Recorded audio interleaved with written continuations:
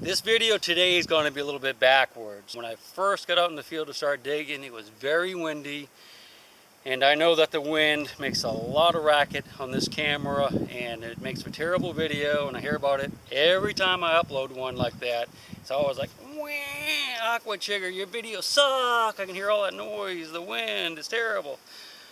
So I wasn't going to shoot any video at all, but I did do a couple neat things today and saw a couple neat things that I thought I'd share with you. One of them is going to be great for the new guy who's not detected much, and it might actually save you a metal detector. It might save you from smashing your machine against a tree, stomping on it, and setting it on fire. Really. And another thing's for kind of like the older guys that have been doing this for a while, it has to do with pit digging. I'll show you real quick what I found. I'm just going to segue right into what I was digging today. Yeah, see, there's the one there.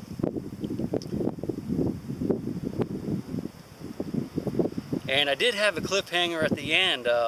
One of the last things I was digging in the camp, I didn't finish digging because I'm running out of time. I want to get back to the farmer's place before it gets too late, because this is one of my first times here on this farm. And I don't like to show up at dark after I've been digging all day because it freaks people out sometimes. I've had terrible experiences with that. There's one old guy that had actually fought in like 6 wars in Europe. He was Bulgarian or something, I don't remember. But a really nice old guy. He told us all these war stories, World War I, World War II, and all these civil wars over there. And my buddy and I went digging all day and came back to his house. It was like right at dark. It was kind of dark, and he was he was sitting out in front, at our vehicle, and he was so mad. And this guy was like 95, and he talked with a thick European accent. He's like, "You hooligans, hooligans, you're nothing but hooligans, don't ever come back here." It was so sad because we did so great there, and it was only like a mile from where I lived at the time. The guy was super nice, and like I said, we were in his house drinking tea with him, listening to his story. So I don't know if he was just whacked in the head or what, but ever since then, whenever I'm at a new place, I always try to get back early so that I don't have to go through that hooligan routine again. So good advice for you as well. These are my finds for the day. I was hunting in a camp, and these are some mini balls that I found. And this is a Sharps carbine, couple round balls, nice little porcelain button that would go into like an underwear or undergarment of some kind. This is pretty nice. This is a carved bullet. Soldier art type stuff. You've heard me talk about that before. There's some glass from the camp. This is a piece of bone from a trash pit up there on the hill. And if you watch the video, you'll see a little bit about this. Oyster shells. You always hear me talk about oyster shells in colonial sites and Civil War sites. And if you watch my videos, you know why. Also junk. This is kind of cool. This is actually part of a big kettle of some kind, cooking kettle. You can see the curvature right there. So this was a giant camp kettle. And here's some quartz. My wife likes these, so I just pick them up when I can. So this is about it. That's what I found today. The video coming up is interesting. It has some good tips in it. Go ahead and watch it. And it kind of sets the stage for my next hunt back at this spot, which will be in a couple days. So it could be a good one. Love oyster shells. Aren't they neat? I want to give you guys a quick lesson on winter crops and crops that farmers are going to harvest. I just got permission for this farm today, and the farmer asked me to stay out of this field here, which is planted with a crop that he's going to harvest. It's probably wheat or barley, probably not rye.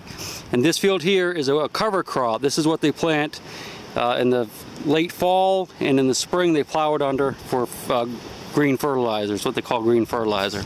And just to show you the difference real quick, if you look at this plant, it looks kind of like grass. Comes up from a central core here and it spreads out. Whereas if you look at the wheat over here, it looks a lot different. Plus you'll notice this nice perfect little rows that go up the hill, and there's lots of seed and lots of plants coming up there, whereas this is a lot more sparse. Most farmers don't care if you're hunting this stuff. Some farmers don't care if you're hunting this stuff, but you always have to ask. So I've got a deep iron signal here. It's like a spike or something, but it keeps going. I broke the top off, and here's a hole it came out of, and it's going down, down, down. So I'm way down in here now, and it's still going down a ways. Now again, this is a Civil War camp here, so there could be a trash pit or something. But I don't know what it is. It's square, so it's not a piece of rebar, like maybe the farmer marking the property line or something. So it's definitely older. Just don't know what it is. The ground's really hard down there too. We'll keep at it. See, the soil looks pretty dark down through here too, though. It's still pretty dark, so maybe I'm right on the edge of a pit or something. I'm hoping anyway. Back at it. Alright, so that's it for this hole. This is what came out of it. This is the bottom half of some type of square spike that was driven straight down into the ground. You can see how deep the hole went. That's pretty deep there. That's at least an arm's length. And the ground's really hard. There's no more signals. I'm not seeing any evidence of any type of trash or ash or anything else in there. So I'm thinking that was probably a stake of some sort that was driven straight into the ground. Maybe to hold up a tent or something like that, because there were tents here. Pretty interesting. A little bit sad though. It wasn't something really good down in there, but that could be the next hole. Just to give you a quick lesson in electric fences, see that pole right there? You can see the smooth wires going through it. The little plastic clips on the far side are to hold the electric fence. And that keeps the fence from grounding itself on the post. But if you listen to my metal detector, what you're hearing are the pulses from the electric fence. Sometimes you can hear them up to 300-400 feet away, depending on what kind of juice they have running through them. This one I can hear about 200 feet away. It's very annoying. And very difficult to hunt around. But if you ever hear that kind of pulsing noise, that's what you might be dealing with as opposed to a broken metal detector.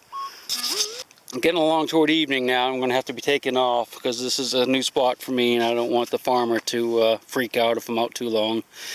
And it's a good ways back to the barn. But this signal is awesome.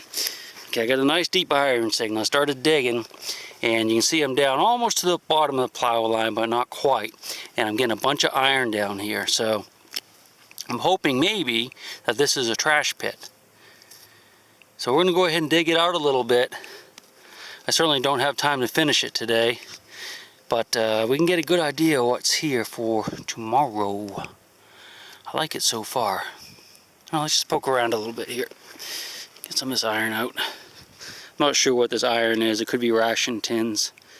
It's hard to say really. There's not enough of it there. I don't think it's a canteen. Alright, let's dig around just a few minutes.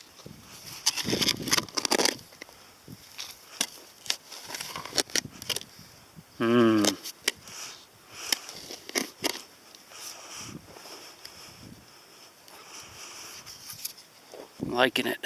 Liking it a lot. It's more tin. You can see it was a can or something. It's a little bit hollow on the inside, so this probably has not been dug before, although I can't tell for sure. A little bit deeper.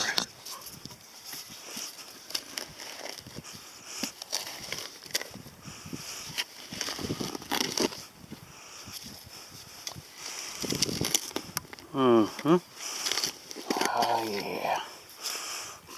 Nice.